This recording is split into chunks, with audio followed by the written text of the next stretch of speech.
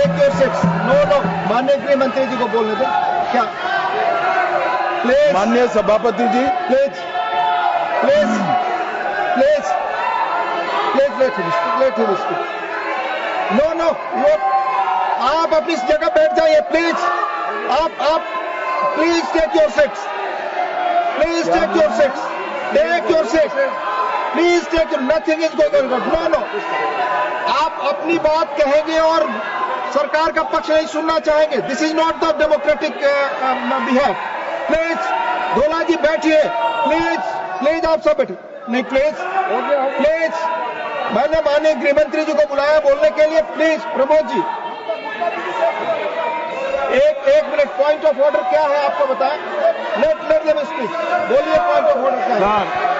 माननीय गृह मंत्री जी बोले, उनको पूरा अधिकार है आर्टिकल 75 में बोलने का। तिवारी जी बहिष्कार करने का तय कर आए हो क्या? मैं उससे कहीं कोई आपत्ति नहीं कर रहा। रूल क्या है? रूल एक सदन में प्रधानमंत्री नहीं, नॉट गोइंग ऑन रिकॉर्ड। ये सामूहिक जिम्मेदारी है, सरकार की सामूहिक जिम्मेदारी है। माननीय गृह मंत्री जी जवाब देंगे। नो प्लीज, माननीय गृह मंत्री जी आप बोले। सही नहीं है। Please go back to your seats. Sushmita ji please go back to your seats. माननीय अध्यक्ष जी, प्लीज। माननीय गृह मंत्री जी बोले। सभापति महोदय, सिर्फ माननीय गृह मंत्री जी की बात हो जाएगी। आपका आचरण असंसदीय है। पहलगांव में पाकिस्तानी आतंकवादियों द्वारा जो नृशंस हमला हुआ और उसके जवाब में भारत सरकार ने और भारत की सेनाओं ने जो मजबूत जवाब पाकिस्तान के आतंकवादी ग्रुप्स को और पाकिस्तान को स्वयं को दिया, ऑपरेशन सिंदूर के माध्यम से, उसका पर सदन में चर्चा पर मैं हिस्सा लेने के लिए खड़ा हूं।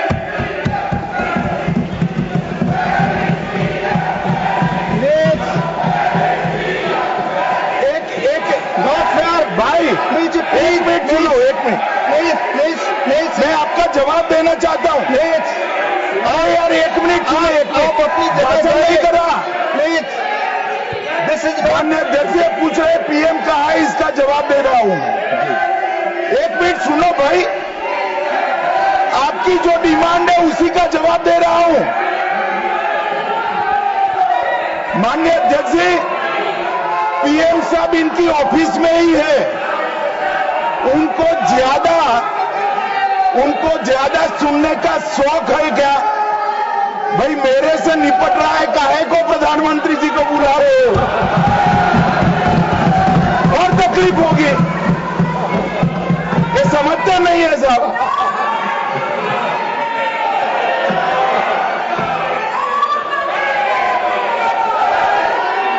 माननीय सभापति जी, सबसे पहले पहलगांव हमले में हमारे देश के जो निर्दोष नागरिकों को धर्म पूछकर, चुन कर उनके परिवार के सामने मारा गया। मैं उन सभी दिवंगत नागरिकों के परिवार के साथ मेरी संवेदना व्यक्त करता हूं। जब ऑपरेशन सिंदूर के बाद पाकिस्तान ने गोलीबारी करी, वो गोलीबारी में कुछ नागरिक हताहत हुए। वो नागरिकों के परिवारजनों के प्रति भी मैं गहरी संवेदना व्यक्त करना चाहता हूं। माननीय अध्यक्ष जी, ऑपरेशन सिंदूर, ऑपरेशन महादेव, ये दोनों के लिए जिन सुरक्षा बलों ने भारत का सम्मान बढ़ाया है, वो सभी को मैं हृदयपूर्वक बहुत साधुवाद देना चाहता हूं। मैं सम्माननीय प्रधानमंत्री जी को भी बहुत अभिनंदन करना चाहता हूं कि इन्होंने देश की 140 करोड़ की जनता की जो इच्छा थी उसका प्रतिघोष करते हुए सटीक जवाब देने की दृढ़ राजनीतिक इच्छा शक्ति बताई। इसके लिए मैं सम्माननीय प्रधानमंत्री जी को भी अभिनंदन करना चाहता हूं। मान्यवर, सबसे पहले मैं ऑपरेशन महादेव के बारे में बताना चाहता हूं। मान्यवर, परसों ही प्लीज कश्मीर में प्लीज आपको माननीय नेता प्रतिपक्ष सबने सुना, ये सही आचरण नहीं है आप सबका। Please go back your seats. No माननीय गृह मंत्री जी आप बोले। नहीं, खड़गे जी कुछ कहना चाहते हैं तो 1 मिनट के लिए बताने दीजिए। बताएं सर, आप सभी लोग अपनी सीट पर जाएं। माननीय एलओपी बोले please go back to your seat. Sir, go back to your seats. First go back to your seats. Mister Gokhale, mister Saket Gokhale, अपनी अपनी सीट पर जाइए। आप अपनी सीट पे नहीं है। Please go back to your seat.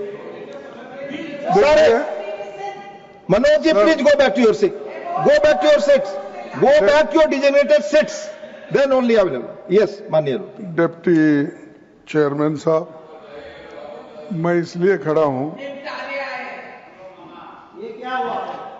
Shakti Singh ji, तो मैं do not disturb the house. सब सदन के मेंबर्स का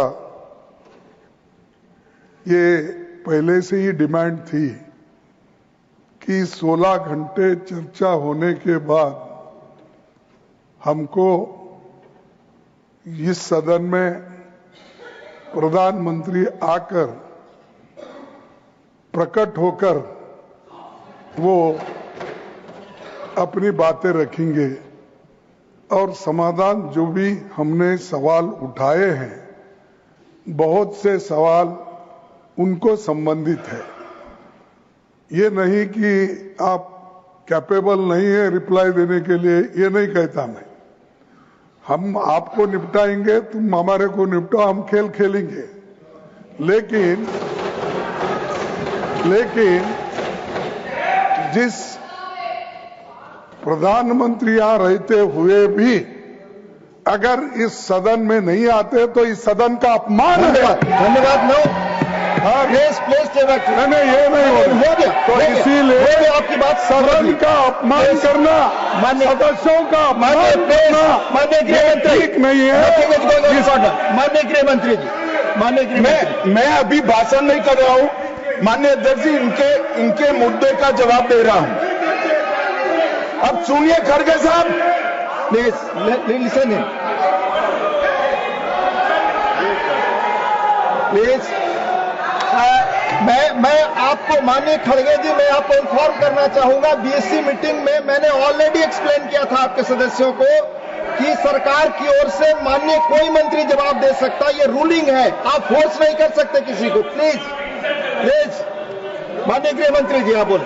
और मान्यवर खड़गे साहब उठा रहे हैं ज्यादातर महत्वपूर्ण मुद्दों पर कांग्रेस पार्टी खड़गे साहब को बोलने नहीं देती है, पीछे से सारे को खड़े करती है और वो ये मुद्दा उठा रहे हैं।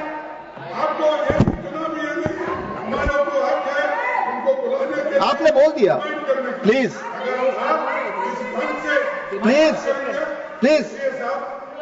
Late him speak. आपको मौका मिला, आपने बोला। पार्शल सर आप जज का काम कर, लेकिन आप हर बात को टोकते रहते हो। नहीं, आपको मौका दिया, बोला। अगर ये हम क्या यहाँ खेलने आए क्या? आपने को मौका दिया, आपने बोला हमारे पास मैंने भी बताया कि मैंने और हर मीटिंग में क्या स्पष्ट किया जो था। आपने बात की, प्रधानमंत्री की बात की, इधर आपका स्टेटमेंट इसका काउंटर भी लाया हूं मैं। प्रधानमंत्री को यहाँ माने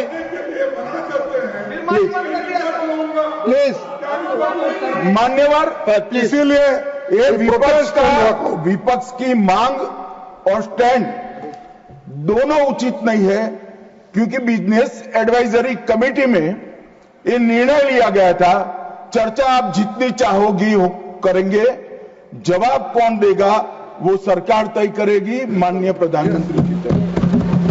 मुझे मालूम है मान्यवर ये क्यों जा रहे हैं, मुझे मालूम है मान्यवर मुझे क्यों जा रहे हैं। वो इसलिए जा रहे हैं कि इतने सालों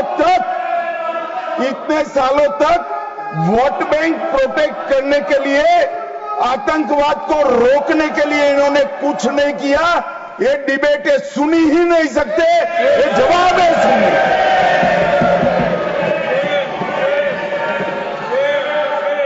और जब भी ये कह रहे हैं और कोई लीडर ऑपोजिशन होता और ये बोलता तब तो मैं समझता, खड़गे साहब बोल रहे हैं। ज्यादातर महत्वपूर्ण चर्चाओं में कांग्रेस पार्टी उनके नेता को, लीडर ऑफ ऑपोजिशन को बोलने ही नहीं देती है।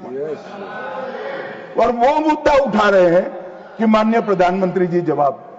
मान्यवर, मैं सबसे पहले ऑपरेशन महादेव के लिए बताना चाहूंगा। परसों ही बहुत लंबे समय से चल रहे हुए एक ऑपरेशन का अंत आया और वो ऑपरेशन के तहत 3 आतंकवादी, सुलेमान उर्फे फैजल जट, अफगान और जिब्रान, वो तीनों हमारी सुरक्षा बलों ने इनको मौत के घाट उतारा। मान्यवर, सुलेमान ए श्रेणी का लश्कर ए तैयबा का कमांडर था। उसने पहलगांव हमले में उसकी ही राइफल से गोलियां चली थी। गगनगिर में भी उसकी राइफल से गोलियां चली थी और उसको हमारे सुरक्षा बलों ने कश्मीर छोड़कर पाकिस्तान भागने नहीं दिया। अफगान भी ए ग्रेड का लश्कर ए तैयबा का कमांडर था और जिब्रान भी उच्च आला दर्जे का लश्कर ए तैयबा का आतंकवादी था। मान्यवर, इससे स्पष्ट हो गया है कि ये आतंकवादी हमले में लश्कर ए तैयबा का हाथ था। इसके इशारे पर ही ये घटना हुई थी। और साहब देखिए, प्रधानमंत्री जी ने सेना को जो हुक्म दिया ऑपरेशन सिंदूर में, मैं बाद में बताऊंगा, उसने लश्कर ए तैयबा के हेडक्वार्टर को छिन्न विछिन्न कर दिया। इनको भेजने वाले भी मारे गए और जिन्होंने गोली चलाई थी वो भी मारे गए। एक प्रकार से ऑपरेशन महादेव और ऑपरेशन सिंदूर दो इकट्ठा होता है तो दुनिया के सभी आतंकवादी हमलों में सबसे सटीक, सख्त और त्वरित जवाब माननीय प्रधानमंत्री के नेतृत्व में भारत के सुरक्षा बलों ने दिया। लश्कर ए तैयबा का आप सभी जानते हैं कि एक प्रतिबंधित संगठन है। कुछ ही समय के बाद इनके एक आउटफिट टीआरएफ ने जिम्मेदारी ली कि हमने ये निर्दोष नागरिकों को मौत के घाट उतारा है। मान्यवर, उसी दिन मैं वहां पहुंच गया था। सुरक्षा रिव्यू की मीटिंग हुई थी और सुरक्षा रिव्यू की मीटिंग में तय हुआ था कि आप जल्दी से जल्दी इनको पकड़िए, मगर उससे भी जल्दी ये लोग देश छोड़कर पाकिस्तान न भाग जाए इसकी चिंता करिए। इसलिए 100 दिन के बाद भी वो उपलब्ध मिले और मारे गए। मान्यवर, उनके पास से 3 राइफलें बरामद हुई। एक 19 M4 कार्बाइन अमेरिकन राइफल है और 2 AK-47 राइफल है। जिस दिन पहलगांव में घटना हुई, हमारे निर्दोष नागरिकों को मारा गया, उस दिन वहां से एनआईए ने खाली कारतूसों को कब्जे लिया था। इनके मारे जाने के पहले ही वो खाली कारतूसों का फॉरेंसिक साइंस लेबोरेटरी में एक प्रकार से इसकी जन्म कुंडली निकाली थी कि कौन सी राइफल से चले हैं। और जब ये मारे गए, इनके पास से भी जो राइफलें मिली, फॉरेंसिक साइंस लेबोरेटरी में चंडीगढ़ में रात को फॉरेंसिक टेस्टिंग कर 100% मिलान हुआ है कि इन्हीं 3 राइफलों का उपयोग किया गया था, जिसमें से 44 कारतूस AK-19M4 के थे और 25 कारतूस AK-47 राइफल के थे। इसलिए अब कोई बहस भी नहीं बची है, कोई शको शुबह भी नहीं बचा है कि इन्होंने मारा था या नहीं था। एनआईए ने बहुत विगत जांच करी है मान्यवर, लगभग 1055 लोगों के स्टेटमेंट लिए हैं। इसके आधार पर इनके रेखाचित्र भी बनाए गए। उसके बाद ट्रैकिंग करते हुए 2 दिन जिन्होंने इनको आसरा दिया था, वो ढोंक के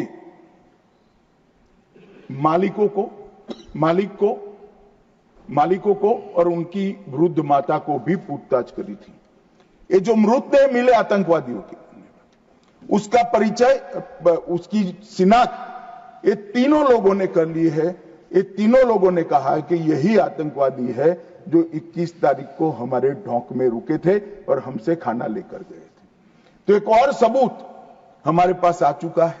चेहरे का मिलान भी कैमरे के माध्यम से बहुत अच्छे तरीके से संतोषजनक रीत से हुआ है। और ये जो असफल ऑपरेशन हुआ मान्यवर, इसलिए मैं सेना, CRPF, Jammu Kashmir police, NIA के अधिकारी और एफएसएल के विद्वान अधिकारियों को बहुत बहुत साधुवाद देना चाहता हूं।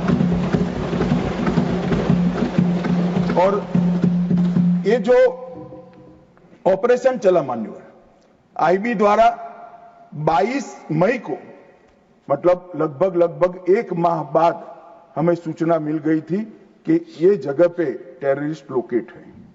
उसके बाद आईबी और मिलिट्री इंटेलिजेंस ने और शिनाख्त करी और लगभग 22 जुलाई को इनके लोरा सेट को ट्रैक करने का काम समाप्त हुआ।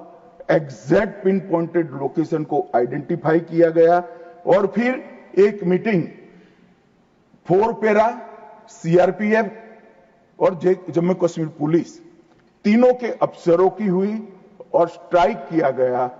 तीनों आतंकवादी मारे गए हैं। कोइंसिडेंट देखिए मान्यवर, देश भर से मुझे बहुत एसएमएस आए थे, विशेषकर जो मारे गए थे उनके परिजनों का, कि इनके सर में गोली मारिएगा, जब भी मारे तब। तीनों के एनकाउंटर के वक्त तीनों के सर में ही गोली लगा है मान्यवर। ये कोइंसिडेंट मान्यवर, आज ये मारे गए 2 दिन पहले, अब बैठे नहीं है, चिदंबरम साहब को बैठना चाहिए था। उन्होंने सवेरे मेरे इस्तीफे की मांग के साथ एक प्रश्न उठाया कि भारत सरकार ने ऑपरेशन सिंदूर करा। ऑपरेशन सिंदूर इसलिए कहा कि ये पाकिस्तानी आतंकवादी थे, और पाकिस्तानी आतंकवादी थे इसका आपके पास सबूत क्या है? वो पूरी दुनिया में ऑपरेशन सिंदूर के जस्टिफिकेशन को चैलेंज कर रहे थे।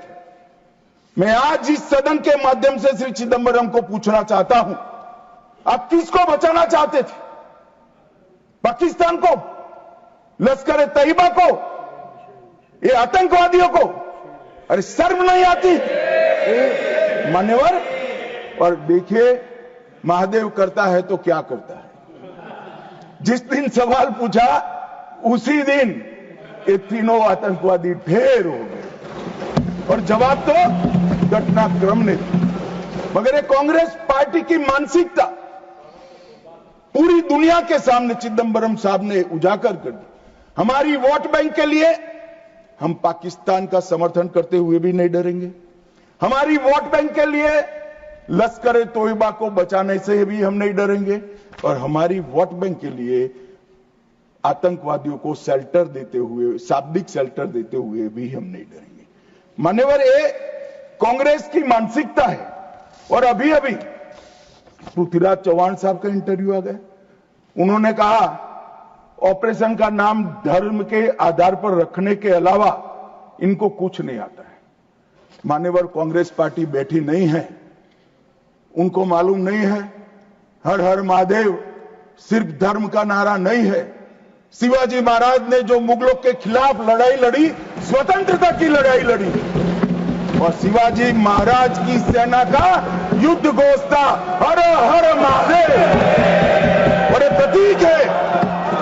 प्रतीक है हर प्रकार के भारत पर के हमले का, भारत की संप्रभुता पर हमले का और भारत की सीमाओं पर अतिक्रमण के जवाब देने का। और मैं आज यहां से चौहान साहब को भी कहना चाहता हूं कि आप क्या नाम रखना चाहते थे, क्या नाम रखना चाहते, उसका जवाब दीजिए। मान्यवर, ये पूरी चीजों को हिंदू मुस्लिम के दृष्टि से देखते हैं। चौहान साहब का थ्योरी देखे तो आज हमारी सेना के कई सारे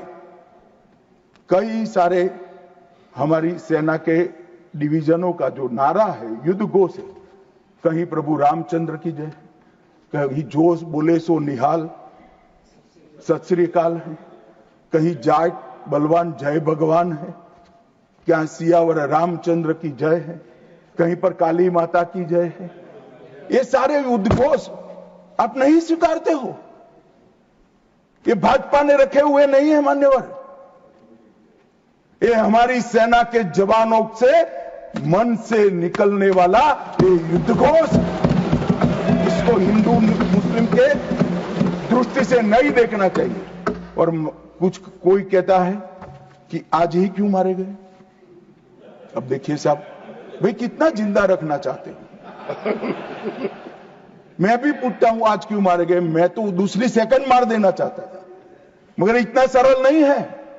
जिन ऊंचाइयों पर ये छुपे हैं, जिस प्रकार की निर्जन जगहों पे 22 दिन तक सीआरपीएफ सेना और जम्मू कश्मीर की पुलिस ड्रोन से भेजे हुए खाना खाकर इतनी कठिन परिस्थिति में इनका पीछा कर कर मारा है, और आप मुहूर्त पूछ रहे हो क्यों नहीं मानना है आज? क्योंकि आज राहुल गांधी का भाषण था। इस तरह से नहीं चलता है मान्यवर। पूरे देश की जनता कांग्रेस पार्टी को देख रही है। इनकी प्रायोरिटी देश की सुरक्षा नहीं है, राजनीति है। उनकी प्रायोरिटी आतंकवाद को समाप्त करना नहीं है, अपनी वोट बैंक है। उनकी प्रायोरिटी हमारी सीमा की सुरक्षा नहीं है, उनका सेक्युलर और अपीसमेंट का पॉलिटिक्स है मान्यवर। मगर हम इससे इत्तेफाक नहीं रखते मान्यवर। आज मैं ऑपरेशन सिंदूर के बारे में भी बताना चाहता हूं। 22 अप्रैल को हमला हुआ। 22 अप्रैल को ही मेरी प्रधानमंत्री जी से बात हुई, वो विदेश थे। लगभग 2-2:30 बजे के सुमार पे बात हुई। मैं शाम होने से पहले ही श्रीनगर पहुंच गया था। दूसरे दिन सुबह सुरक्षा बैठक उसी रात को कर दूसरे दिन सुबह जहां मृतदेह थे वहां जाकर उनको श्रद्धांजलि देने के लिए गया। मान्यवर, वो मेरे जीवन का ऐसा दिन है जो मैं कभी नहीं भूल सकता।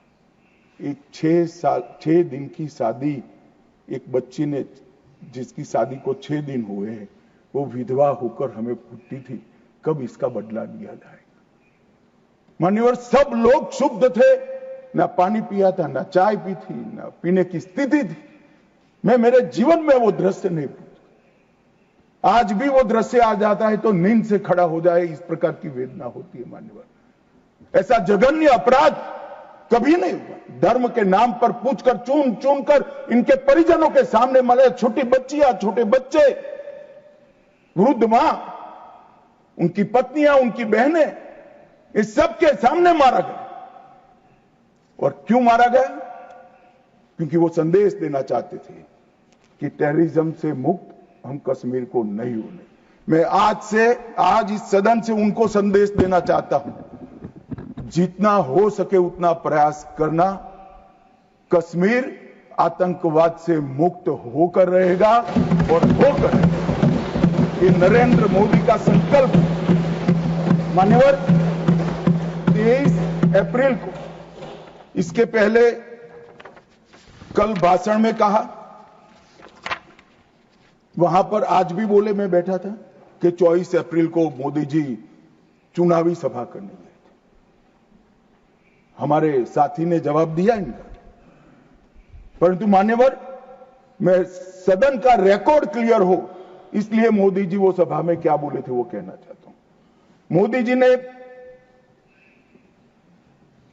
24 अप्रैल को बिहार की जनसभा में जो कहा था वो चुनावी सभा नहीं थी। इस देश के प्रधानमंत्री की जिम्मेदारी है कि देश की जनता की भावनाओं को दुनिया के सामने ढंग से रखे। मैं कोट अनकोट उनके भाषण को पढ़ता हूं। मैंने 22 अप्रैल को पहलगांव का यह हमला केवल निहत्थे पर्यटकों पर नहीं बल्कि पूरे भारत की आत्मा पर हुआ एक दुस्साहसपूर्ण प्रहार है। आतंकवाद के प्रति दृढ़ और कड़ा रुख, आतंकवादियों और इस हमले की साजिश रचने वालों की कल्पना से भी बढ़कर उनको बड़ी सजा दी जाएगी। आतंकियों के बीच बची खुची जितनी भी भूमि है उसको मिट्टी में मिलाने का समय आ गया है। 140 करोड़ भारतीय इस बात के लिए एकजुट है कि आतंक के आकाओं की कमर तोड़ दी जाएगी। भारत हर एक आतंकवादी और उनकी समर्थकों की पहचान करेगा, उनका पता लगाएगा, उनको दंडित करेगा। आतंकवाद कभी भी भारत की आत्मा को तोड़ नहीं पाएगा। न्याय सुनिश्चित करने के हर प्रयास किए जाएंगे।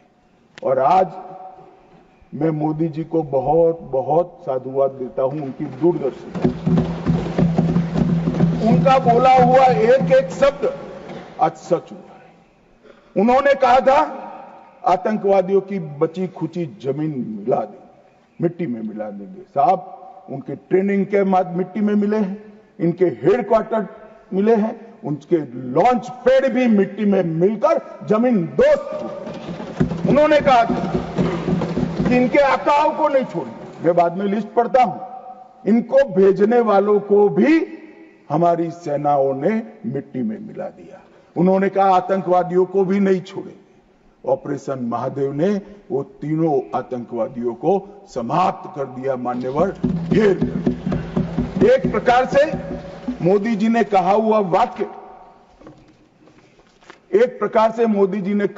वाक्य, हमारी सेना, हमारी वायुसेना, हमारी जल सेना और सभी पैरामिलिट्री फोर्स और जम्मू कश्मीर पुलिस ने उसको अपना कर्म का रास्ता बना दिया और कठोर दंड देने का काम किया है। मान्यवर, 23 अप्रैल को ही एक सीसीएस की मीटिंग बुलाई गई। सीसीएस की मीटिंग में कठोर संदेश देने का काम न केवल पाकिस्तान को, पूरी दुनिया को, कि भारत की सीमा और भारत की सेना, भारत के नागरिक और भारत की संप्रभुता इसके साथ खिलवाड़ नहीं करते, वरना परिणाम भुगतने पड़ते हैं। उन्होंने तय किया सीसीएस की बैठक में 1960 की जवाहरलाल नेहरू के द्वारा की गई एक तरफा पाकिस्तान के फायदे वाली सिंधु जल संधि को तत्काल प्रभाव से रोक लिया जाए। मान्यवर, ऐतिहासिक फैसला है। हम सब वर्षों से मानते थे कि हिंदू जल संधि एक तरफा है, हमारा पानी 80% वहां नहीं जा सकता। मान्यवर, वहां तक कि वहां से गाद निकालने की भी परमिशन, उनकी कैनाल बनाने के पैसे भी भारत ने भेजे। और मान्यवर, ये पानी पर अधिकार है भारत के किसानों। कश्मीर, पंजाब, हरियाणा, राजस्थान और दिल्ली का पीने का पानी अब कुछ ही समय में सिंधु के माध्यम से राजस्थान तक पहुंचेगा। एकीकृत जांच चौकी अटारी की जो चल रही थी उसको हमने बंद कर दिया। सार्क वीजा समाप्त कर दिया। 24 घंटे में सारे पाकिस्तानी नागरिकों को हमने वापस भेजना शुरू कर दिया। नई दिल्ली स्थित पाकिस्तानी उच्चायोग में रक्षा, सैन्य, नौसेना और वायुसेना के सलाहकारों को अवांछित व्यक्ति घोषित किया गया और दोनों उच्चायोग में स्टाफ को कम करा दिया गया, 55 से घटकर 30 करा गया और सीसीएस ने संकल्प लिया कि भेजने वाले और कृत्य करने वाले दोनों को दंडित किया जाएगा। इसके लिए सेना को खुली छूट देने का काम सीसीएस ने। ये पूछ रहे थे कल क्या हुआ, कैसे हुआ? सीसीएस के फैसले जो है वो मीडिया में आए थे मगर उनको पढ़ना नहीं है, क्योंकि सारे जो फैसले लिए वो उनके द्वारा किए हुए निर्णयों को रद्द करने के और उनकी नीतियों के खिलाफ जो निर्णय हुए वो है। मान्यवर, 30 अप्रैल को सशस्त्र बलों को ऑपरेशनल फ्रीडम देने का काम प्रधानमंत्री जी ने किया कि रक्षा मंत्रालय और सेना दोनों मिलकर तय करेंगे टारगेट क्या होगा, तरीका क्या होगा, स्थान क्या होगा और समय क्या होगा। और इसको हमारे सेना के जवानों ने इसको बहुत बखूबी निभाया। मान्यवर, मैं तीनों सेनाओं को इस सदन के इस चर्चा में बहुत बहुत सम्मान के साथ साधुवाद देता हूं। 7 मई को रात को 1:04 पर पाकिस्तान के 9 आतंकी अड्डों को ध्वस्त कर दिया। रक्षा मंत्री जी ने लोकसभा में बताया कम से कम 100 लोग मरे, 100 से ज्यादा मरे मगर कम से कम 100 मरे हैं। और मान्यवर, लश्कर तैयबा, जैसे मोहम्मद और हिजबुल मुजाहिदीन, ये तीनों के हेडक्वार्टर को ध्वस्त करने का काम नरेंद्र मोदी सरकार ने किया, हमारी सेनाओं ने। और मान्यवर, हमने तुरंत ही उनको सूचना दे दी थी।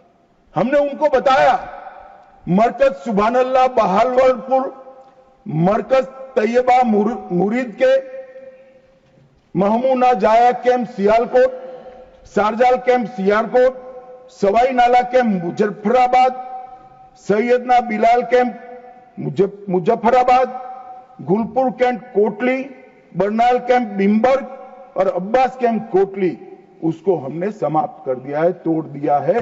और ये हमारे आत्मरक्षा के अधिकारों को उपयोग करते हुए कहा है, हमारी कार्यवाही समाप्त हुई है। मैं बाद में आता हूं, ये पाक ऑक्यूपाई कश्मीर क्यों नहीं लिया, ये क्यों नहीं करा, वो क्यों नहीं करा। पहले तो वो सोचते थे कि कुछ ही नहीं होगा, हो गया तो ये क्यों नहीं हुआ।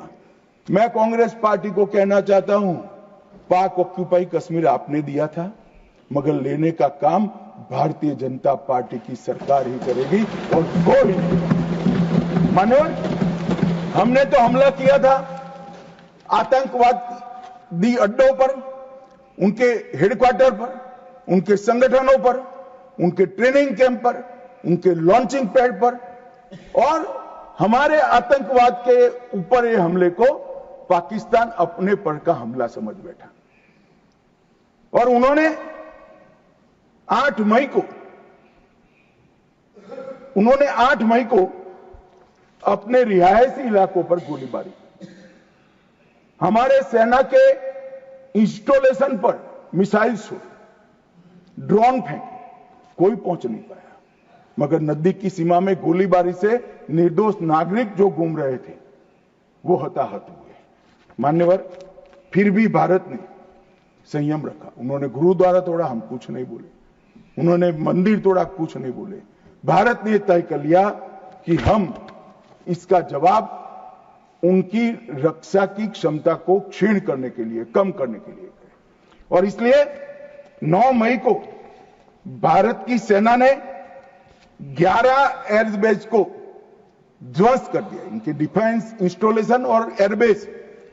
8 airbase Nur Khan, Murid, Sargodha, Rafiqui, Rahim Yar Khan, Jacobabad, Sukkur, Bholari, 6 radar system, Sukkur, Lahore, Arifwala, Chunian, Jacobabad और नयाचौर और surface to air guided missiles की सिस्टम लाहौर और ओकारा की। पाकिस्तान ने हमले के बाद मान्यवर लड़ने की स्थिति में ही नहीं था। ये पूछ रहे हैं किसके कहने पर समाधान हुआ, किसके कहने पर समाधान हुआ? किसी के कहने पर समाधान नहीं हुआ। पाकिस्तान घुटनों के बल हमारे डीजीएमओ को फोन किया कि भाई बंद करो। पहले से हमारा मकसद युद्ध का नहीं था, ना पाकिस्तान के अवाम को हम नुकसान करना चाहते थे। मोदी जी ने तुरंत कहा कि अगर पाकिस्तान रोकता है तो रोक लीजिए, और इसको भी राहुल गांधी आगे बढ़ा रहे हैं और पूछ रहे हैं। कुछ लोगों ने आशंका की कि कौन मरा वहां। मान्यवर, उनको मालूम नहीं है।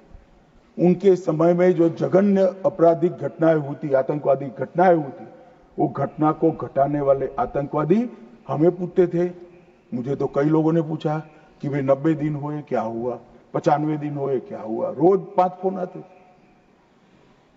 मगर उनके समय में जो बड़ी बड़ी आतंकवादी वारदातें हुई थी, मुंबई ट्रेन ब्लास्ट से लेकर मुंबई पर हमले की, उसके आरोपी आतंकवादी हमारे ऑपरेशन सिंदूर में मारे गए। मान्यवर, ऑपरेशन हाफिज मोहम्मद जमील जैसे मोहम्मद का प्रमुख, मौलाना मसूद का बड़ा बहनोई, मुदस्सर खादियान मरकज तैयबा का प्रभारी, मोहम्मद हमजा जमील जैम और ऑपरेटिव मसूद अजहर का भतीजा, मोहम्मद यूनुस अजहर जैसे मोहम्मद का अमीर, मोहम्मद हसन खान जैम ऑपरेटिव, मोहम्मद हसन वो गंभीर रूप से घायल हुए हैं, जैम का वास्तविक प्रमुख अब्दुल मलिक, खालिद अबू अक्स और नोमान मलिक, ये सारे इतने घायल हुए हैं कि अब कुछ कर नहीं सकते।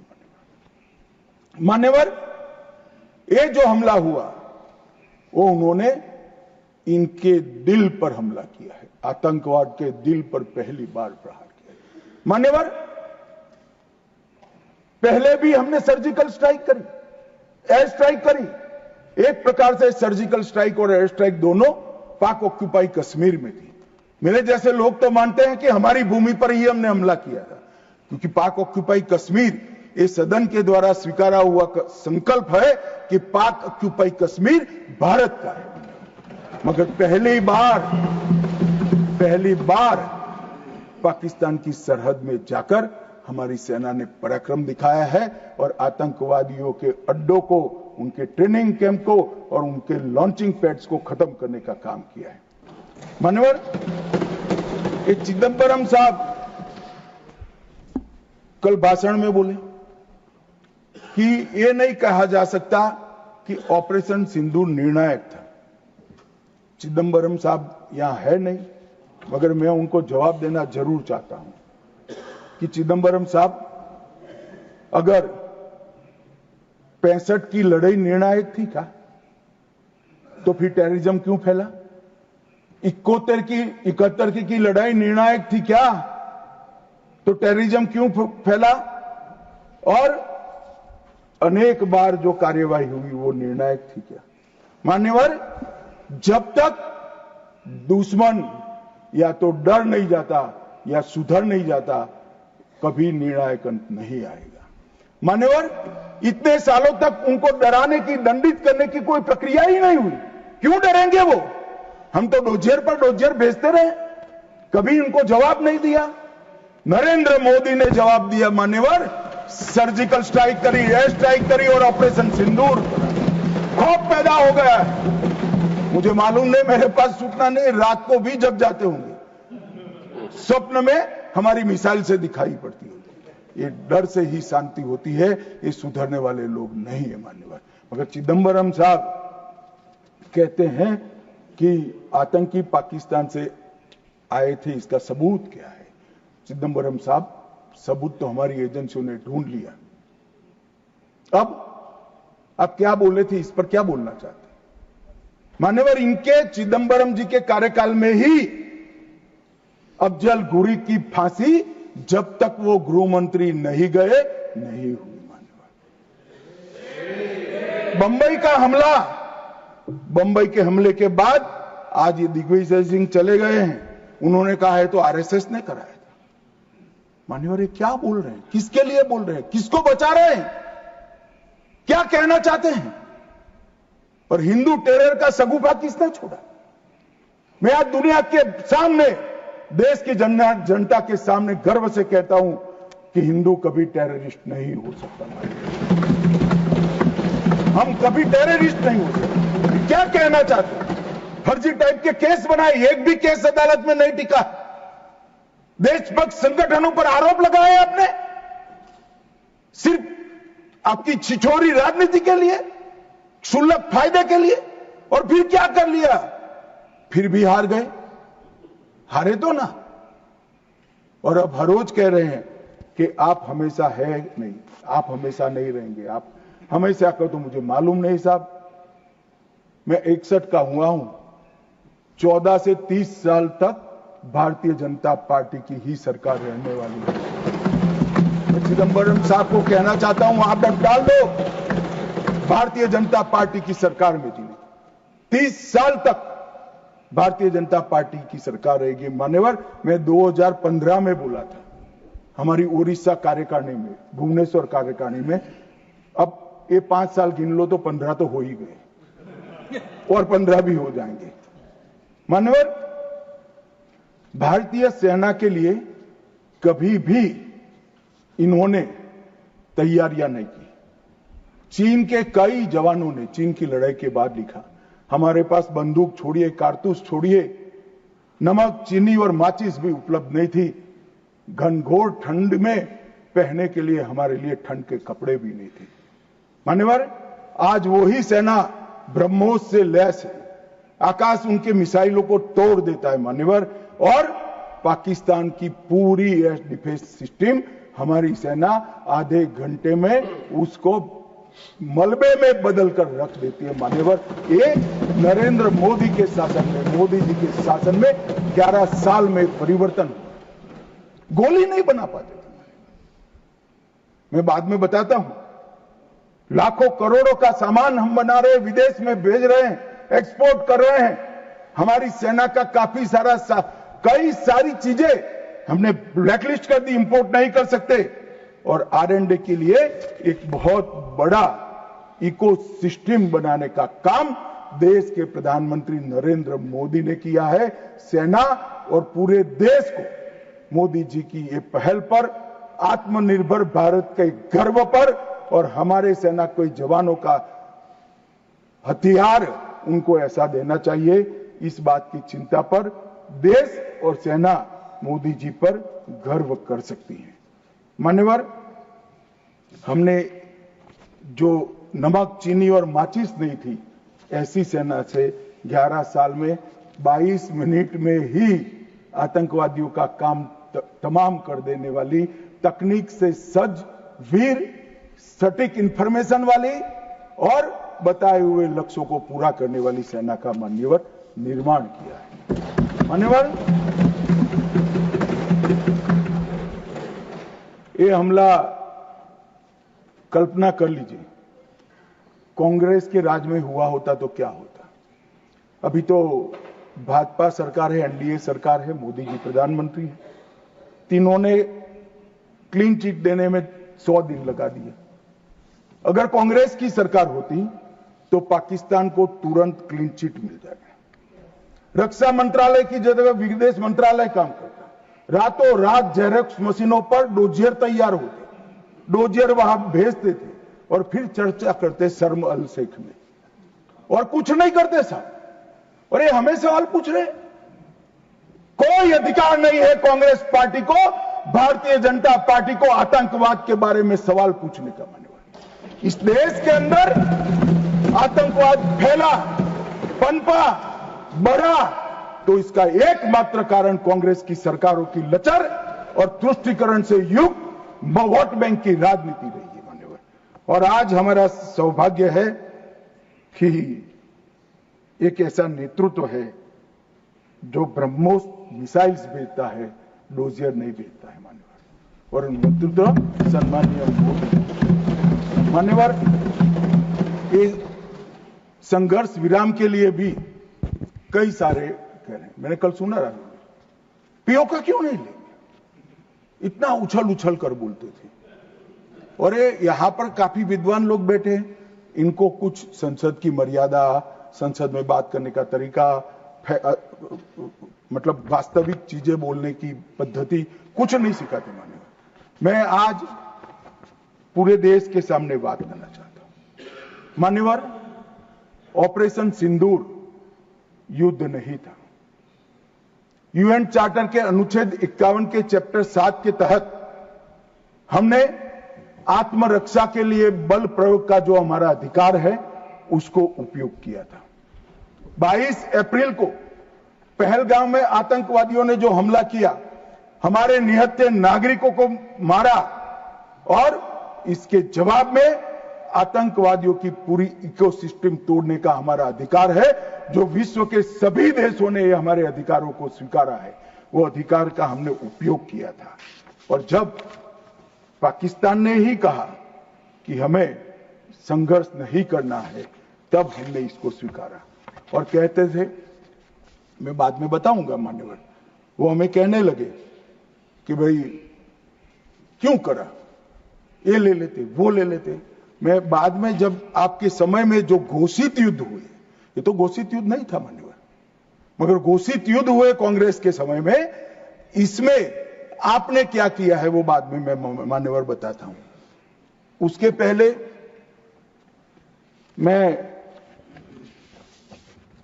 आतंकवाद के परिदृश्य पर, जम्मू कश्मीर का आतंकवाद का परिदृश्य और देश का परिदृश्य, इस पर बताना चाहता हूं मान्यवर। कांग्रेस देश की सबसे पुरानी पार्टी है और सबसे ज्यादा शासन भी कांग्रेस और उनके साथियों ने देश पर किया है। उनके समय में हमारे प्रधानमंत्री नरेंद्र मोदी जी को 3 नासूर मिले आंतरिक सुरक्षा की दृष्टि से।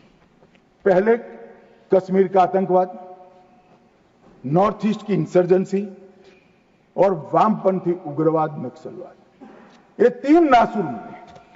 और 30 से 40 वर्ष तक ये नासूर भारत की धरती को रक्त रंजित करते रहे। न जाने कितने लाल हमारे सेना के, सीआरपीएफ के, बीएसएफ के, सीआईएसएफ के मारे जाते रहे, शहीद पर शहीद।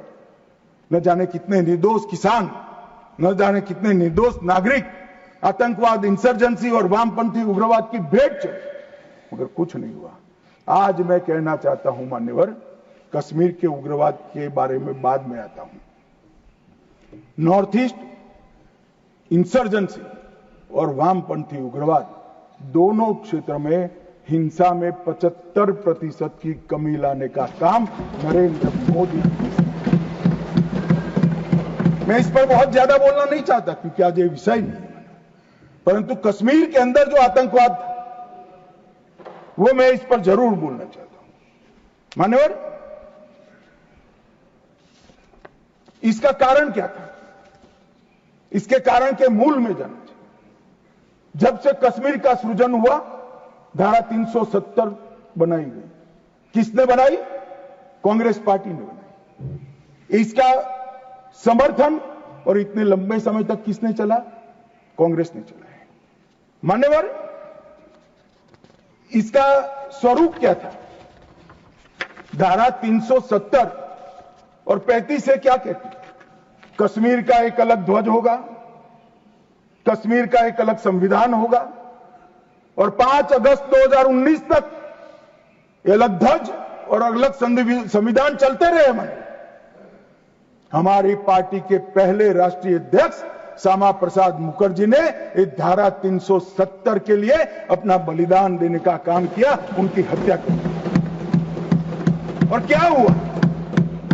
इससे हमेशा अलगाववाद को पोषण मिलता रहा कि हम भारत के बाकी राज्यों जैसे नहीं है, हमें कुछ और मिल सकता है, हमारा तो संविधान अलग है, हमारा राष्ट्रध्वज अलग है।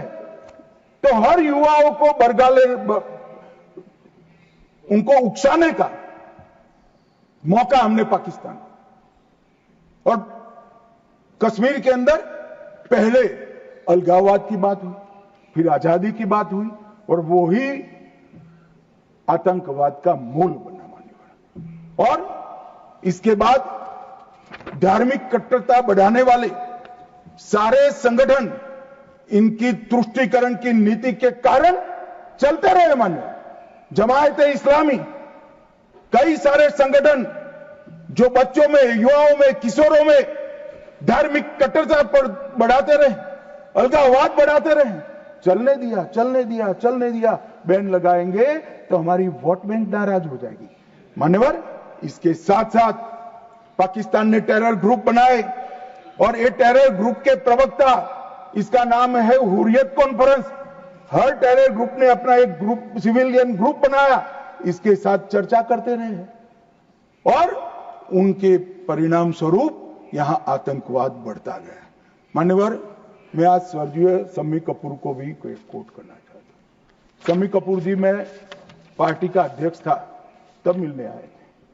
उन्होंने कहा, अमित भाई, मेरा जब गोल्डन पीरियड था, मेरा साल का 30% टाइम कश्मीर में जाता था, इतना शूटिंग होता था कश्मीर, और मैं वहां के लोगों को मिला हूं।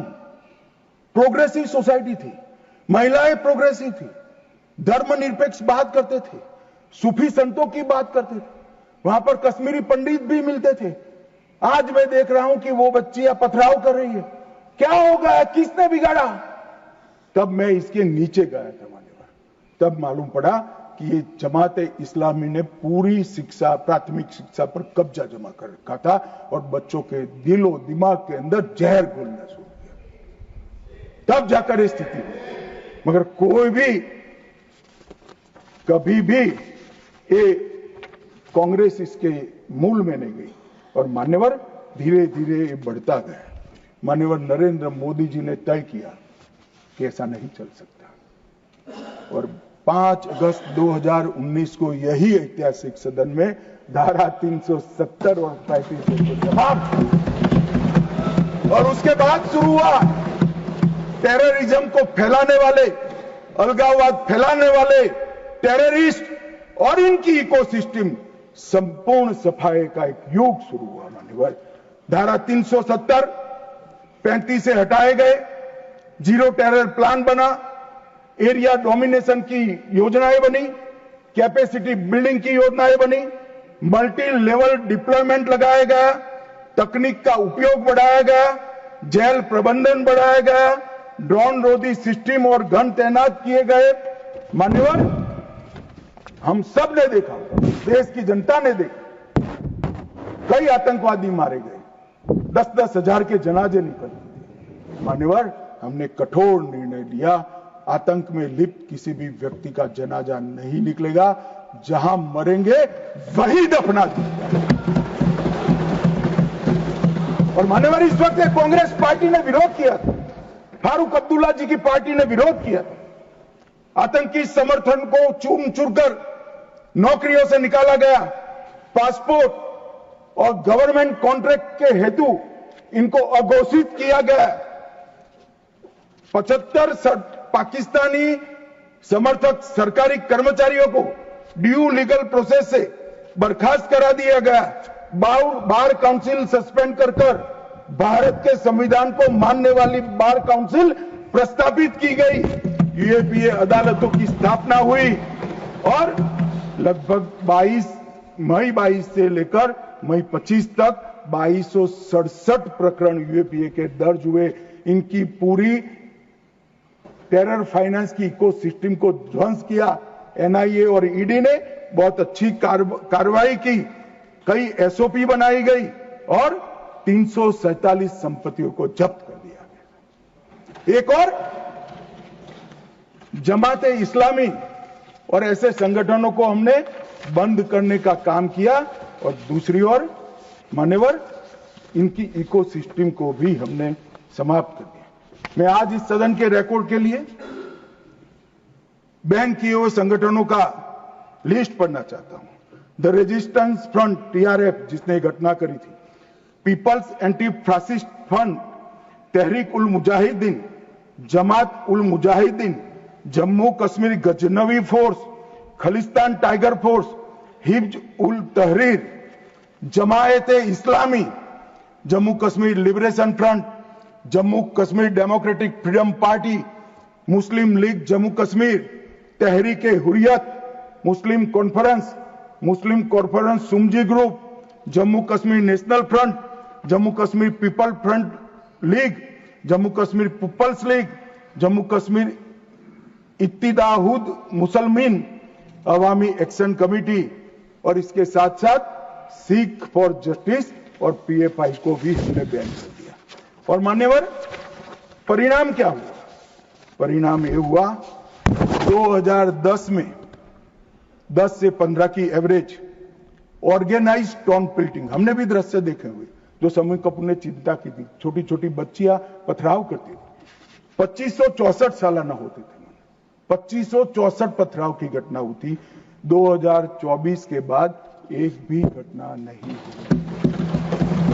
ऑर्गेनाइज हड़ताल जिसका वो लोग ऐलान करते थे, पाकिस्तान के बैठे हुए हुर्रियत के आका सालाना 132 दिन घाटी बंद रखते थे। 3 साल से एक भी हड़ताल का ऐलान नहीं हुआ है, हिम्मत नहीं है।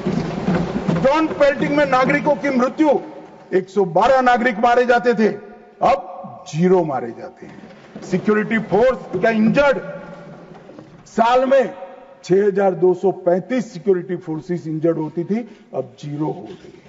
मान्यवर, इसके साथ साथ ये पूछ रहे थे, अभी वो शिवसेना की सदस्य भी पूछ रहे, क्या आतंकवाद समाप्त हो गया? इतनी गहरी जड़ें कांग्रेस की ने डाली है, समाप्त होने में बहुत देर लगेगी।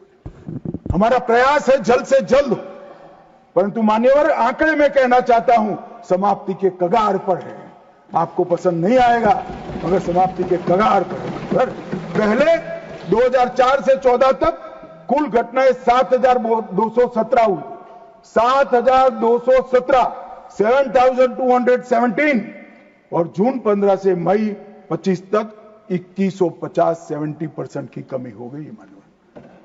आतंकवादी घटनाओं में 70% कमी, नागरिकों की मृत्यु 1770 हुई थी, अब नागरिकों की मृत्यु 357 हुई है। मान्यवर, 80% की कमी। और सिक्योरिटी फोर्सेस 1060 मारे गए थे, अब 542 मारे गए हैं। मान्यवर, 49% की कमी। मान्यवर, इसके साथ साथ हमने कश्मीर के अंदर ढेर सारा काम किया है।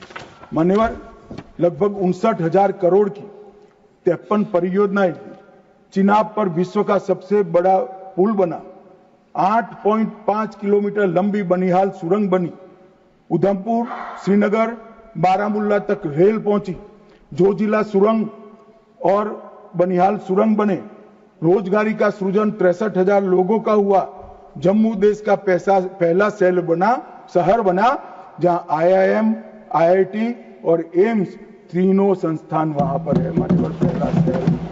लगभग ऐसी स्थिति कश्मीर में भी तीनों प्रोग्रेस पर है। 40,000 नौकरियां दी, विस्थापितों को प्रतिनिधित्व दिया, कश्मीर विस्थापित कश्मीर पंडितों के 2 सदस्यों का नामांकन करने का कानून लेकर आए, और सबसे बड़ी बात मान्यवर, हमने भारत के संविधान का झंडा कश्मीर में फहराने का काम। ये पूछते हैं क्या हुआ? पहले 3 परिवारों तक राजनीति, न पंच था, न सरपंच था, न तहसील पंचायत थी, न जिला पंचायत। आज जम्मू कश्मीर में 34,260 जनप्रतिनिधि चुने हुए जम्मू कश्मीर के नागरिकों की सेवा करें। मान्यवर, पहले चुनाव होते थे। मुझे एक सेना के रिटायर्ड जनरल मिले, बाद में मैं बताता हूं। उन्होंने कहा, अमित भाई, हमारा काम तो मुख्य सुरक्षा का नहीं था, वो तो भगवान भरोसे था। सबसे बड़ा काम फर्जी वोटिंग करना कराते थी प्रशासन, हम इनकार करते थे। कई लोगों को मेमो दिए गए, फिर भी हम अड़े रहते थे। 3%, 4% वोटिंग होती थी। आज नरेंद्र मोदी के शासन में जिला पंचायत के चुनाव में 98.3%। जनरल इलेक्शन में अब तक का सबसे ज्यादा वोटिंग आजादी से। ये बताता है वहां लोकतंत्र प्रस्थापित हो रहा है। मान्यवर, और 63% हुआ, और 1,000 करोड़ से रुपए से ज्यादा पैसा पंचायतों को सीधा देने का काम किया।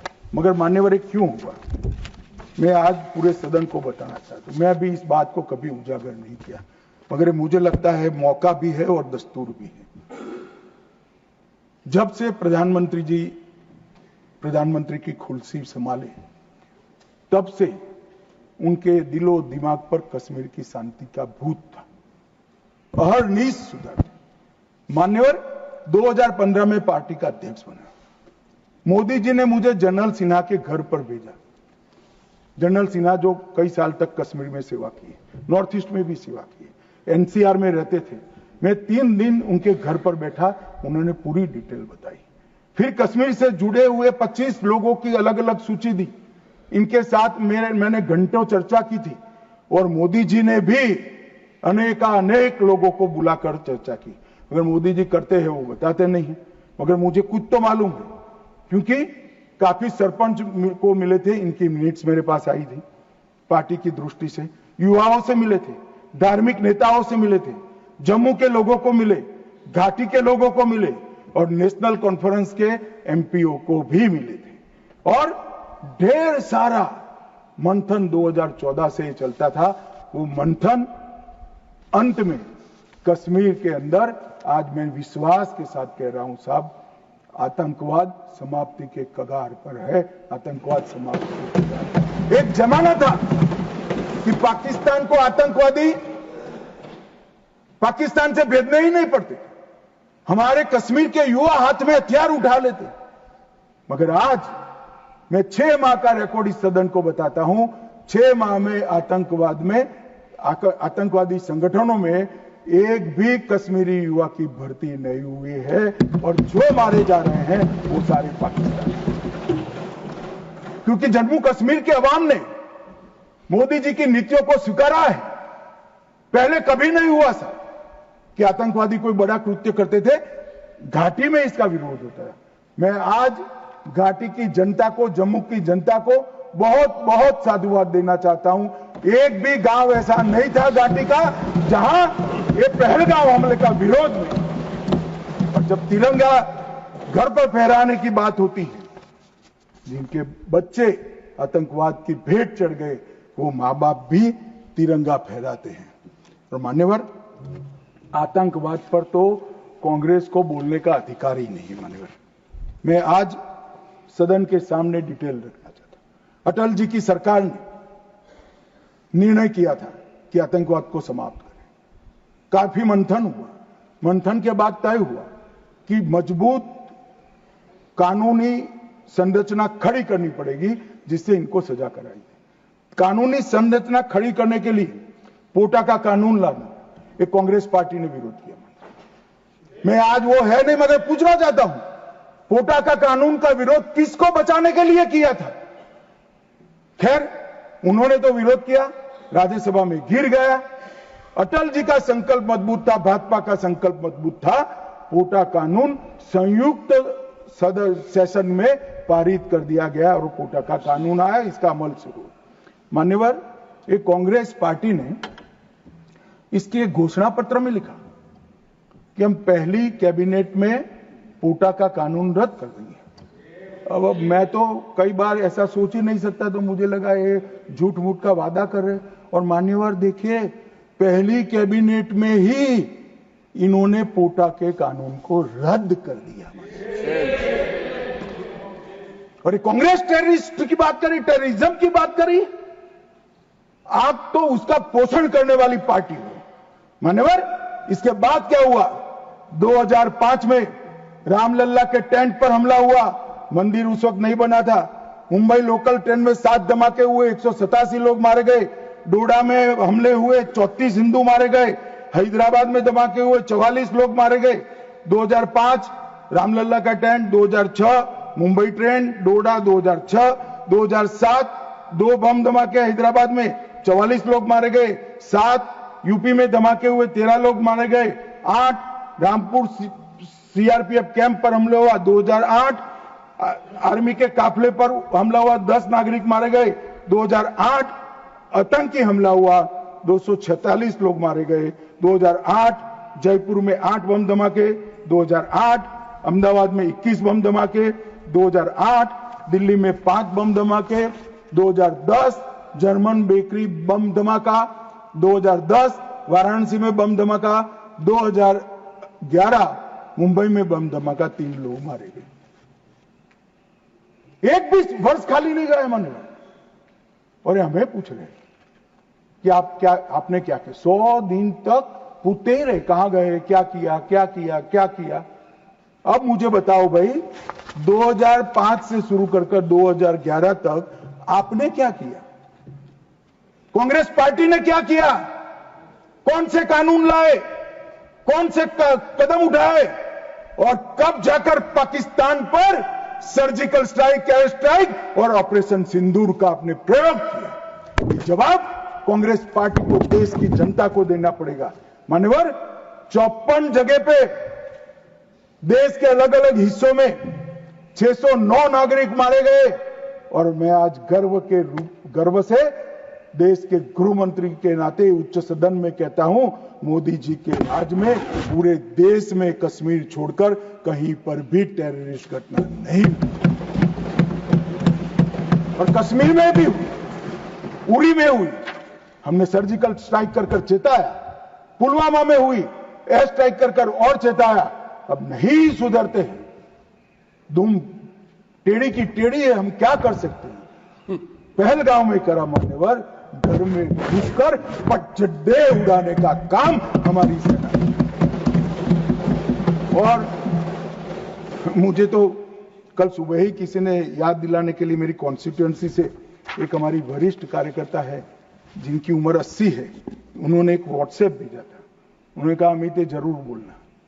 अब मैं इतनी वरिष्ठ कार्यकर्ता की भावना को टाल नहीं सकता मान्यवर। उन्होंने एक व्हाट्सएप में वीडियो भेजा जिनमें सोनिया गांधी जी के घर से दौड़ते दौड़ते सलमान खुर्शीद जी आंसुओं से लहस बाहर आते, बाहर मैनेज मीडिया खड़ा है, उसके सामने कहते हैं कि सोनिया जी पूरी रात सो नहीं पाती है, इनके आंसू देखकर मेरी आंख से आंसू दिख रहे। ठीक है भाई, किस लिए आंसू बहाए? बाटला हाउस में वो पाकिस्तान प्रेरित आतंकवादी मारे गए, उसके लिए। अरे सोनिया जी, आंसू बहाना था तो बाटला हाउस एनकाउंटर में जो मोहन शर्मा शहीद हुआ, इसके लिए बहाते। आप किसको प्रोटेक्ट करें? मगर वोट बैंक का एक खेल। मुझे पूछते रहे साहब, 90 दिन तक भाग गए, आप क्या कर रहे हो? 25 दिन हो गए, 35 दिन हो गए, 40 दिन हो गए, सिंदूर इसका जवाब नहीं, आतंकवादी कहां गए? चलो भाई, ये तो भाजपा सरकार है, सेना ने ठोक दिया, सीआरपीएफ ने ठोक दिया, हो गया हमारा काम। अब मैं पूछना चाहता हूं, दाऊद इब्राहिम जिसने मुंबई में सीरियल धमाके गए, किसके राज में भागे मान्यवर? कांग्रेस के राज में। सैयद सलाउद्दीन किसके राज में भागा? कांग्रेस के राज में। टाइगर मेमन किसके राज में भागा? कांग्रेस के। अनीस इब्राहिम किसके राज में भागा? कांग्रेस। रियाज भटकल किसके राज में भागा? कांग्रेस। इकबाल भटकर किसके राज में भागा? मिर्जा सादाब किसके राज में भागे? और इसका हिसाब कौन देगा? उनको मालूम था देना पड़ेगा साहब, इसलिए बहिष्कार करते। वो स्वयं भागे, आतंकवादियों को भगाया और वो भी भाग गए। और हमने मान्यवर 11 साल में यूएपीए में 2019 में अमेंडमेंट किया। इसके तहत, अमेंडमेंट के तहत 57 लोगों को आतंकवादी घोषित किया है। एनआईए का अमेंडमेंट किया, देश के बाहर जांच करने के हमने अधिकार लिए।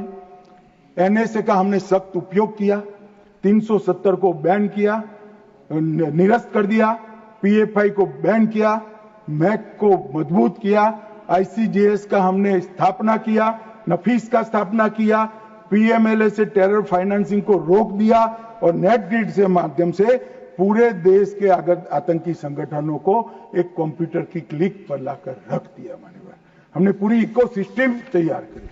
और मान्यवर, ये जो कह रहे हैं, कल पूछ रहे थे कैसे आते हैं, मान्यवर मैं फिर से कहना चाहता हूं कि इतनी कठिन सरहद, कई जगह सुरंगें बनाते हैं और बना सकते हैं मान्यवर। इसको रोकने के हम तकनीकी उपाय कर रहे हैं, कुछ समय में ही हो जाएगा। मगर कुछ नाले ऐसे हैं मान्यवर, वहां इतना बहाव होता है, वहां कोई चौकी नहीं लग सकती, चौकी बह जाएगी, वो घुस रहे हैं। मगर उन्होंने क्या स्टैंड लिया था? राहुल गांधी ने कहा, जब 2011 में हमला हुआ, उन्होंने कहा सभी आतंकी हमलों को रोकना संभव नहीं है। जवाहरलाल नेहरू ने कहा घुसपैठियों को कोई रोक ही नहीं सकता। मैं मानता हूं कि अभी भी पाकिस्तान कुछ आतंकी हमले कर पा रहा है, अभी भी कुछ घुसपैठ होती है, काफी कम हुआ है मान्यवर। मैं जिम्मेदारी के साथ बोलने वाला आदमी हूं, देश की जनता सुन रही हूं, काफी कुछ कम हुआ है, मगर हम कभी ऐसे हथियार नहीं डालते। मैं आज सदन के सामने कहना चाहता हूं, घुसपैठ और आतंकवादी घटनाओं को समाप्त करने के लिए नरेंद्र मोदी सरकार कृत निश्चयी दृढ़ता के साथ हमारा मान्यवर। कल राहुल गांधी जी का मैंने स्टेटमेंट सुना, चीन के लिए प्रधानमंत्री क्यों नहीं बोलते, चीन के लिए नहीं बोलते, चीन के लिए नहीं बोलते। अब ये उनके सीनियर लोग हैं, उनका कोई ट्यूशन व्यूशन भी नहीं रखते मान्यवर, कैसे बोलना चाहिए, क्या बोलना चाहिए, कुछ बोलते ही रहते हैं।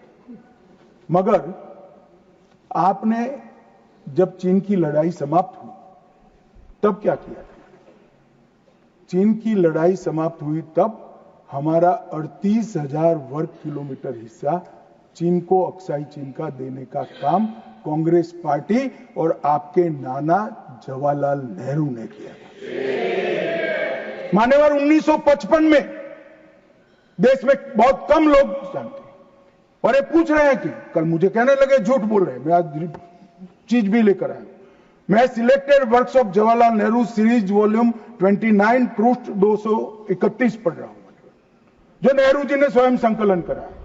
इसके लेखक जवाहरलाल नेहरू स्वयं है। अनौपचारिक रूप से संयुक्त राज्य अमेरिका की ओर से सुझाव दिया गया कि चीन को संयुक्त राष्ट्र से तो संबंध किया जाए, यूएन में उसको मेंबरशिप दी जाए, परंतु उसको सुरक्षा परिषद में नहीं और उसकी जगह भारत को देना चाहिए। साहब, कोई भी देश का प्रधानमंत्री होता, धन्यवाद करता और भारत सुरक्षा परिषद में मेंबर बन जाता। आज मोदी जी जो प्रयास करते थे, करने की जरूरत भी नहीं पड़ती, हमारे पास भी वीटो होता। परंतु इन्होंने क्या कहा, हम स्वीकार नहीं कर सकते। चीन जैसे महान देश को सुरक्षा परिषद में नहीं रखते हैं तो सुरक्षा परिषद के मायने ही नहीं रहते। ये मान्यवर कांग्रेस का चरित्र, कल हमें सवाल पूछे थे। और चलो, नाना तो बहुत दूर की बात है, इन्होंने मान्यवर एक प्रकार से चीन के बारे में राजीव गांधी फाउंडेशन, जिसकी चेयरपर्सन उनकी माताजी थी, उससे एमओयू किया, चीन से पैसा लिया, हमने एफसीआरए का लाइसेंस यही बिना पर कानूनी तरीके से राजीव गांधी फाउंडेशन का एफसीआरए का लाइसेंस कैंसिल कर दिया। क्या राहुल गांधी देश की जनता को एक प्रेस कॉन्फ्रेंस करके बता सकते हैं कि चीन के साथ क्या एमओयू हुआ था? मान्यवर, हम जब हमारे सेनानी चीन की सेना के आंखों में आंख डालकर डोकलाम में सीना चौड़ा कर खड़े थे, तब ये चीन के राजदूत के साथ गुपचुप मीटिंग स्वयं राहुल गांधी करते। ये तो पीढ़ियों से चीन प्रेम चला रहा है। हिंदी चीनी भाई भाई से शुरू हुआ, सोनिया गांधी के राजीव गांधी फाउंडेशन से गुजरता हुआ चीन के राजदूत की मीटिंग तक आया मान्यवर। और ये हमें कह रहे हैं कि आपने चीन का नाम नहीं दिया। अरे भाई, जब देना है तब देंगे। और हमारे विदेश मंत्री ने बहुत मजबूती के साथ इसका जवाब दिया। हर चीज प्रधानमंत्री को बोलने की जरूरत नहीं है, मगर आप देश की जनता को बताओ जरा, क्या एमओयू हुआ था, कितना पैसा लिया गया, चीन के राजदूत के साथ युद्ध की स्थिति में कैसे बात कर सकते हो? और आप प्रतिपक्ष के नेता हो और 30,000 स्क्वायर किलोमीटर भूमि चली गई और साहब इरिस्पॉन्सिबिलिटी देखे, कहते हैं वहां घास का तिनका भी नहीं उगता। अब नेहरू जी का सर मेरे जैसा था साहब, तो हमारे महावीर त्यागी थे, उन्होंने कहा कि साहब आपके सर पर भी एक बाल नहीं है, क्या इसको चीन भेज दे? क्या रिस्पॉन्सिबिलिटी है, कितने इरिस्पॉन्सिबल जवाब हो। और अभी संधि की बात करें मान्यवर, मैं 71 के युद्ध में हमारा विजय हुआ, इंदिरा जी प्रधानमंत्री थी, बहुत अच्छा काम हुआ, विजय हुआ। 93,000 पाकिस्तान के सैनिक युद्धबंदी थे। 93,000 पाकिस्तानी सैनिकों को शिमला समझौते में लौटा दिया। पाक ऑक्यूपाई कश्मीर नहीं मांगा। अगर उस वक्त इंदिरा गांधी, इस देश की दिवंगत प्रधानमंत्री जी, पाक ऑक्यूपाई कश्मीर लिखवा लेती तो आज आतंकवाद देश में आ ही नहीं सकता था मान्यवर, पाक ऑक्यूपाई कश्मीर भी आ जाता मान्यवर। इसके साथ साथ हमारा 15,000 वर्ग किलोमीटर क्षेत्र हमारे कब्जे में था पाकिस्तान, वो भी दे दिया। पाकिस्तान के 93,000 युद्धबंदियों को दे दिया, हमारे सिर्फ 54 पकड़े गए थे, वो वापिस नहीं आए। आज भी इनके परिवारजन उनकी राह देख रहे। मान्यवर, क्या संवेदनशीलता है, क्या समझौता किया आपने। और साहब जनरल मानेक साहब, जिनको 71 युद्ध का आर्किटेक्ट कहा जाता है, उन्होंने एक इंटरव्यू में कहा था, जनरल मानेक साहब के इंटरव्यू में कहते हैं, शिमला में भुट्टो ने भारत के नेतृत्व को मूर्ख बनाया। वो इंटरव्यू अंग्रेजी में, इसलिए मैं कोट अनकोट पढ़ा था। I told her, into bracket उन्होंने छापा है Indira Gandhi, that I told her that he, into bracket Bhutto, I told her that he has made monkey out of you. और ये हमें पूछ रहे संधि क्या, हमने तो युद्ध ही घोषित नहीं करा था, संधि किस चीज की भी। हमारा एक लिमिटेड एग्रेशन था, टेररिज्म पर हमारा हमला था, और हमारे आत्मरक्षा के अधिकार का उपयोग करते हुए, और ये हमें पूछ रहे हैं। चिंता मत करो राहुल गांधी, पाक ऑक्यूपाई कश्मीर की चिंता है ना, भारतीय जनता पार्टी ही ला देगी पाक ऑक्यूपाई। आप नहीं ला पाए, कांग्रेस पार्टी नहीं ला पाई, हमें लाए। और मान्यवर, पाक ऑक्यूपाई कश्मीर छोड़िए, पाकिस्तान की रचना ही कांग्रेस पार्टी ने की थी। मैं कम से कम इतना तो जिम्मेदारी के साथ कह सकता, मैं उस वक्त निर्णायक स्थिति में होता तो भारत माता के टुकड़े कभी सिग्नेचर नहीं करता। उम्र हो गई थी, जल्दी थी, प्रधानमंत्री बनना था, देश के टुकड़े टुकड़े कर दिए, आज तक देश पछता रहा है।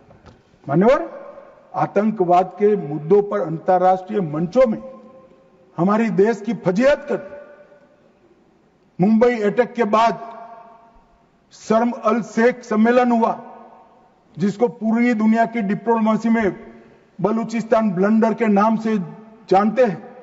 उसमें प्रस्ताव किया कि दोनों देश आतंकवाद के शिकार हैं। अब भला दुनिया में कोई पाकिस्तान को आतंकवाद का शिकार कह सकता है क्या?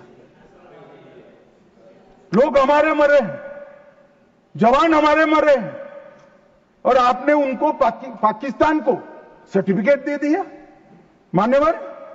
और भारत पाकिस्तान के आधिकारिक बयान में भी बलूचिस्तान का जिक्र किया, इनका आंतरिक मामला था मान्यवर, हमारा कोई लेन देन नहीं है। बलूचिस्तान में जो घटनाएं हो रही, मनमोहन सिंह स्वीकार कर आए, और उसके बाद में उन्होंने कहा कि टेरर की घटना और वार्ता, उसके बीच में कोई रिलेशनशिप नहीं। भगवान भला करे, देश की जनता का नरेंद्र मोदी को प्रधानमंत्री बनाया, वो चीज को नरेंद्र मोदी ने समाप्त कर दी। जब तक टेररिज्म नहीं रुकता है, वार्ता नहीं हो सकती। मान्यवर, आज ये लोग जो बोल रहे हैं, विदेश नीति पर सवाल उठा रहे हैं, मैं उनको कहना चाहता हूं कि मोदी जी को G20 कई सारे देशों को मिला है। राजीव गांधी फाउंडेशन में एक स्टडी करा दो, हर देश में हुआ G20 और भारत में हुआ G20। हर देश की राजधानी में जाता है। मोदी जी G20 को हर राज्य में ले गए। हमारी संस्कृति, हमारी क्षमताएं, हमारा पावर, हमारा लोकतंत्र पूरी दुनिया के सामने रखने का काम नरेंद्र मोदी ने किया और पूरी दुनिया स्वीकार कर रही है कि पूरे अब तक के G20 सम्मेलन में सबसे सफल G20 सम्मेलन है। और मान्यवर, इसीलिए पूरी दुनिया में कई सारे राष्ट्राध्यक्ष है। मान्यवर, किसी भी देश के राष्ट्राध्यक्ष को 27 देशों का सर्वोच्च नागरिक सम्मान और ये विदेश नीति की बात है। 27 देश अपने सर्वोच्च नागरिक सम्मान से नरेंद्र मोदी को सम्मानित करते हैं। भाई साहब, ये सम्मान नरेंद्र मोदी जी का नहीं है, भारत के प्रधानमंत्री का है, भारत की 140 मोदी जी ने देश को सम्मान दिला है, देश की 140 करोड़ जनता को गौरवान्वित किया है।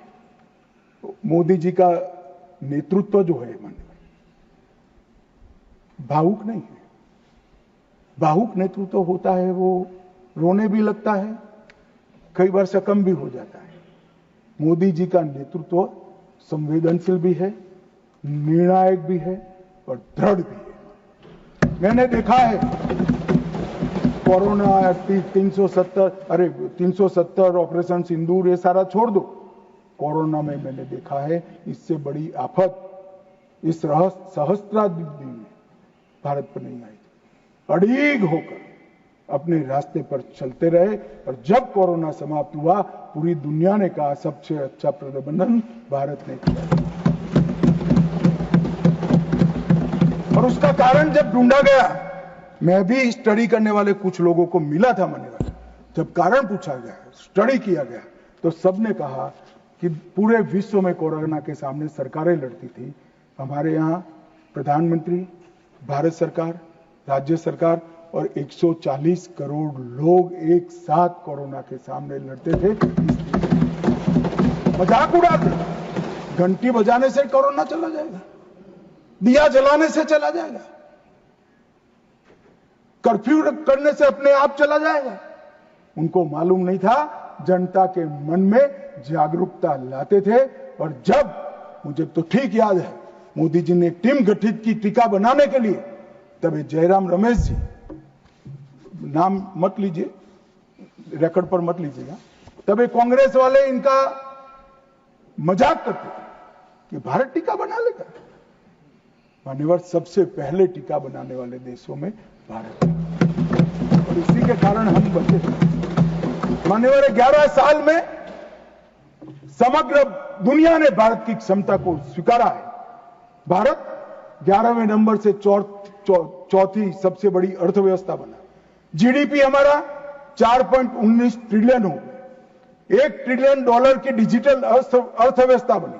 प्रति व्यक्ति आय, जयराम रमेश जी हमेशा पूछा करते हैं, निर्मला जी बताती भी नहीं है, 68,572 से बढ़कर 1,33,488 हो।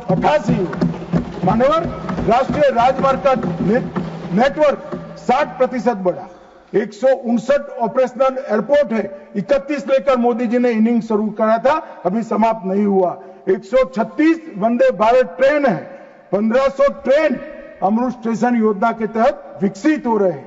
97% से अधिक भारतीय रेल का विद्युतीकरण हो चुका है। भारत दुनिया का सबसे बड़ा मोबाइल फोन उत्पादक देश बनने के कगार पर है। भारत तीसरा सबसे बड़ा स्टार्टअप इकोसिस्टम बन चुका है। मोदी सरकार में 118 यूनिकॉर्न बने। रक्षा क्षेत्र में हमारा उत्पादन 1.27 लाख करोड़ हुआ और निर्यात 21,000 करोड़ हुआ। विश्व का सबसे बड़ा पुल भारत में है, विश्व का सबसे लंबा पुल भारत में है। देश का सबसे लंबी अटल सेतु भारत में बनी। भारत का पहला वर्टिकल लिफ्ट रेल पुल मोदी जी के समय में हुआ, और सबसे बड़ा NH भी मोदी जी के समय में बना, और सबसे बड़ी उपलब्धि कई पीढ़ियों से गरीबी जिनको डस रही थी मान्यवर, 60 करोड़ लोगों को घर में बिजली, गैस, शौचालय, शुद्ध पीने का पानी, 5 किलो अनाज और 5 लाख तक का इलाज देने का काम ये नहीं समझ रहे। आपकी जो इच्छा हो, मैं मान्यवर एनालिसिस के साथ इस सदन में जिम्मेदारी के पूर्वक कहना चाहता हूं, जब भी भारत की आजादी का इतिहास 25 साल के बाद शताब्दी के वर्ष लिखा जाएगा, ये मोदी एरा स्वर्ण अक्षरों से लिखा जाएगा, किसी ने समझा। और मान्यवर कई सारे चीजें जो भारत के स्वाभिमान से साथ जुड़ी थी, हमारे इतिहास के साथ, हमारी संस्कृति के सम्मान के साथ, वो सारी चीजों को इन्होंने 75 साल तक लटका कर रखा। मैं आज एक लिस्ट पढ़ना चाहता हूं।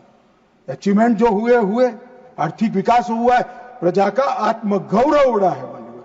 आर्टिकल 370 को हमने हटा दिया, 3 तलाक समाप्त कर दिया, UCC शुरू हो चुका है, राम मंदिर का निर्माण अयोध्या में रंग चंग के साथ हो गया। न्यू एजुकेशन पॉलिसी में मातृभाषा में शिक्षा पर हमने बल दिया। काशी, उज्जैन, शारदा पीठ, करतारपुर कॉरिडोर बनाए, राजपथ का नाम बदलकर कर्तव्य पथ रख दिया, योग को वैश्विक पहचान दिलाई, नया सैनिक चिन्ह वीर छत्रपति शिवाजी महाराज के निशाने पर रखा, संसद के अंदर सेंगोल की स्थापना की, राष्ट्रीय युद्ध स्मारक का स्वदेशी निर्माण किया, अंडमान और निकोबार द्वीप समूह के नाम बदलकर सुभाष बाबू और परमवीर चक्र विजेता बने हुए हमारे सेनानियों पे एक साथ रखे। और इसके साथ साथ कई सारी उपलब्धियां ये एरा में हुई। मान्यवर सबसे बड़ी उपलब्धि है 2047 में मुझे एक विदेशी पत्रकार ने कहा, मैं लंबा बैठा था, मैं उनकी थॉट प्रोसेस को जानना चाहता। अब मैं जो सुनना चाहता था तीसरे ही वाक्य में आ गया कि अब भारत को कोई रोक नहीं सकता। तो मैं उनको पूछा क्यों? उन्होंने कहा अब तक भारत ने अपना लक्ष्य ही तय नहीं किया था, कैसे अचीव करता। मैंने बोला अब क्या हुआ कि अब मोदी जी ने तय कर दिया कि जब 100 साल का भारत होगा, आजादी के 100 साल होंगे, तब विश्व में हर एक क्षेत्र में हम नंबर 1 पर होंगे और महान भारत। और मान्यवर मुझे मालूम है मोदी जी का ये भाषण, मोदी जी का संदेश आज 140 करोड़ भारतीयों का संकल्प बना हुआ है, और मुझे विश्वास है 140 करोड़ भारतीयों पर और हमारे युवाओं पर। शायद हमें से काफी लोग 2047 में नहीं होंगे, परंतु 2047 में जो भी भारतीय होंगे वो देखेंगे कि विश्व में भारत नंबर 1 बन चुका है। मान्यवर भारत को नंबर 1 बनना है तो हमारी बाहरी सुरक्षा और आंतरिक सुरक्षा बहुत महत्वपूर्ण है। ऑपरेशन सिंदूर की चर्चा में मैं देश की जनता को कहना चाहता हूं, युद्ध होता है तो हमला वहां पर से भी होता है, यहां से पर से एक भी हमला ऐसा नहीं जाएगा जिसका जवाब दिया नहीं जाएगा, और आतंकवाद को हम समाप्त कर रहेंगे। 31/3/26 को नक्सलवाद समाप्त हो जाएगा, इसमें किसी को शंका नहीं। अंत में